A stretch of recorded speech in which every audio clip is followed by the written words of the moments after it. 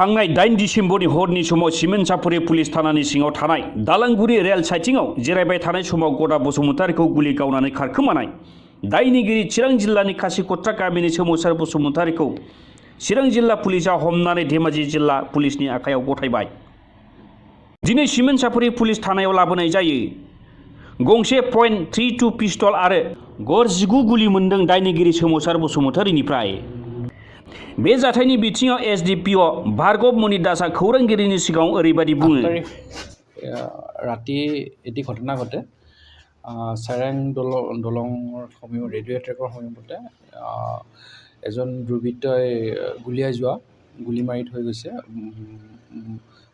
বুদা বসুমতাৰী বুলি কয়। ইতিমধ্যে তেখেত হস্পিটেলত আমি উপযুক্ত চিকিৎসাৰ কাৰণে ৰেফাৰ কৰা হৈছে আৰু এই ঘটনাৰ সন্দৰ্ভত যোৱাকালি চিৰাঙৰ পৰা এজন মানুহ এৰেষ্ট কৰা হৈছে।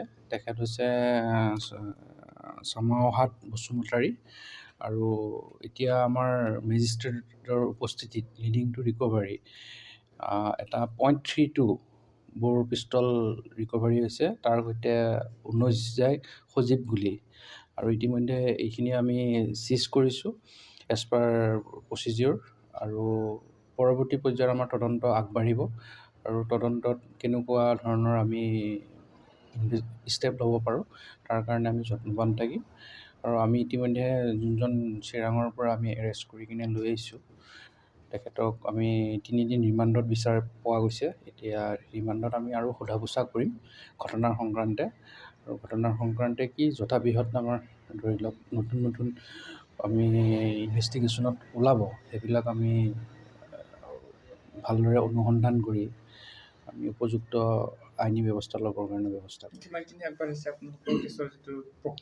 প্ৰক্ৰিয়াটো ইতিমধ্যেতো আগবাঢ়িছে। আপোনাৰ যোনজন মানুহ আছিল ঘটনাৰ সন্দৰ্ভত এজন চিৰিয়াঙৰ পৰাতো এৰেষ্ট হৈছে যোৱাকালি, আজি ৰাতিপুৱা লৈ অহা গৈছে।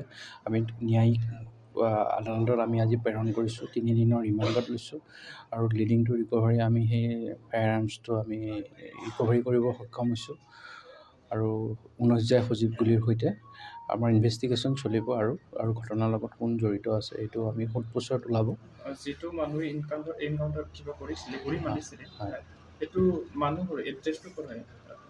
এতিয়া সেইজন কি হয় যোনজন মানুহে দুৰ্বৃত্তই গুলী মৰা তেখেতৰ এড্ৰেছটো চিৰাঙৰ হয়, চিৰাং ডিষ্ট্ৰিক্টৰ হয়। নিউজ টেক্স সমনি ৰাদাব।